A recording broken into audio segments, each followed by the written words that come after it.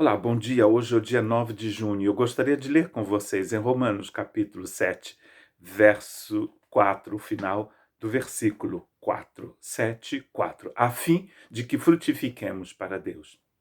A fim de que frutifiquemos para Deus.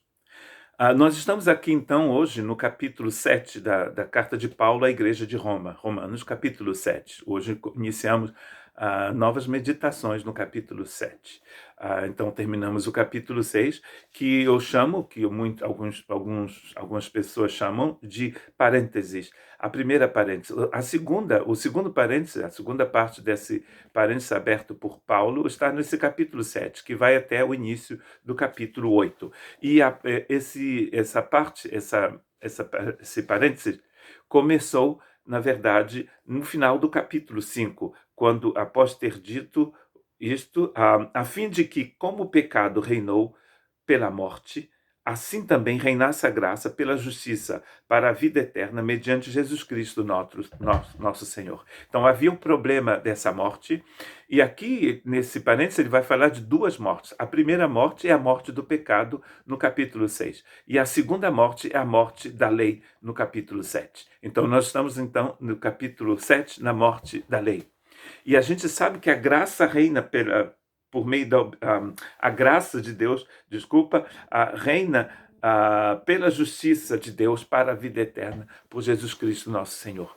Pela justiça de Deus. Nós estamos falando de justificação pela fé, não é mesmo? O nosso problema no capítulo 6 era o pecado. O nosso problema aqui é essa lei. Se você ainda não leu sobre essa lei, você poderia ler nos primeiros livros da Bíblia, Êxodo, Números, Levítico, Deuteronômio. Se você quiser perder o sono hoje, leia Levítico, né? O livro de Levítico. É um livro extremamente complexo, que deve ser lido de vez em quando, que fala da santidade de Deus e do problema do pecado. Há um monte de apedrejamentos e companhia.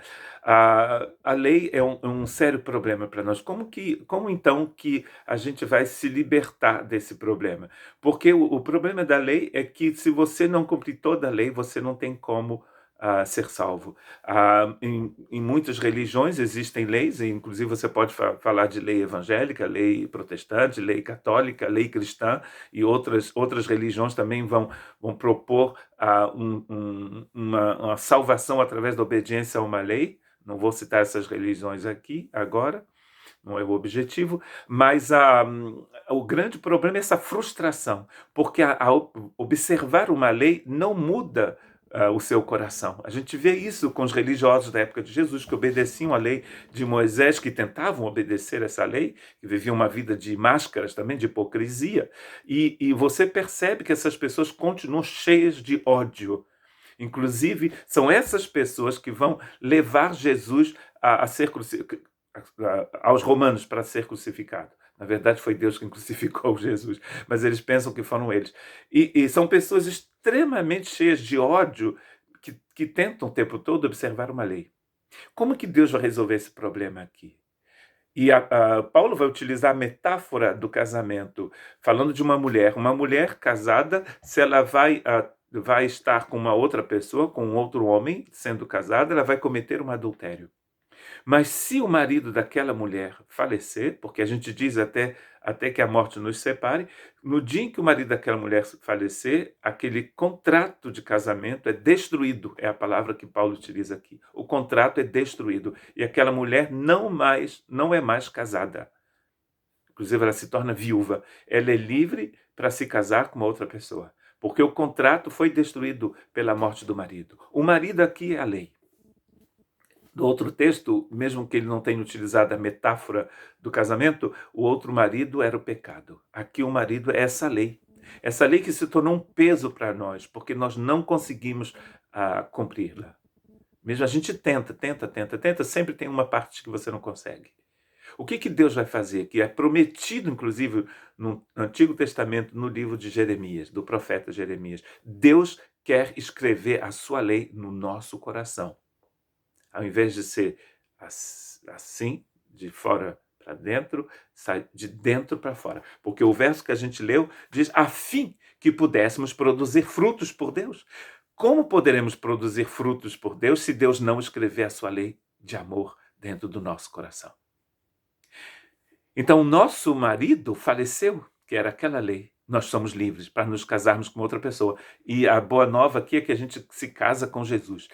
A gente está falando, claro, aqui de contrato. Nós temos agora um contrato com Deus, não com a lei, mas com Deus. E Deus nos deu o seu Espírito que vive em nós. Antes, ele nos diz, quando a gente tentava, na nossa religiosidade, cumprir uma lei, os frutos eram frutos de morte. Ele diz no final do verso 5.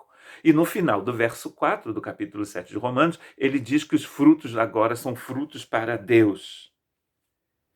Porque nós estamos debaixo da graça e não debaixo da lei, como ele diz no capítulo 6. A religião não vai nos ajudar. O Espírito de Deus, sim. Porque o Espírito de Deus escreve a lei de Deus no nosso coração. Aquele desejo que você tinha de ter, inclusive esse texto, esse capítulo 7, é conhecido pelo verso 24. Tá? Verso 24 do capítulo 7 é bem conhecido, você vai se lembrar agora, você já deve ter visto isso em algum lugar. Desventurado homem que sou. Quem me livrará do corpo desta morte? Quem nos livrará do corpo dessa morte? Você conhece também, se você é brasileiro ou latino-americano, e agora, quem poderá nos defender? Conhece, foi falado por um certo herói da América Latina. E agora, quem poderá nos defender? É como se o Paulo estivesse dizendo, e agora, quem poderá nos... E agora, quem poderá nos defender? E ao invés de dizer isso, ele diz, miserável homem que sou, quem me libertará do corpo dessa morte? Quem me libertará do corpo dessa morte? E ele mesmo nos dá, e já nos deu a resposta. Cristo Jesus, nosso Senhor. Não é aquele herói da América Latina, por quem não vou fazer propaganda hoje aqui. Não é o alvo. Cristo Jesus nos libertou. Então, a melhor coisa que você possa fazer na sua vida é estar casado com Jesus. Ou seja, escrever um contrato com ele. Assinar. Ele já assinou no alto da cruz. Assinou com seu próprio sangue, com sua própria vida. Jesus deu a sua vida, a vida dele por você. Tudo que você tem que fazer é dizer sim. Né? Me lembro do dia do meu casamento, em 1997, no final do mês de junho, em breve, lá o aniversário, 28 de junho de 97, você gostaria de ter essa esposa, essa mulher maravilhosa, como ser Mulher Maravilha, como sua esposa? Tudo que eu tive que falar foi sim. E a minha esposa, Susan Mary, também disse sim. Jesus está dizendo, você gostaria que eu escrevesse a minha lei de liberdade, de amor no seu coração? Aí você diz sim. Que Deus te abençoe.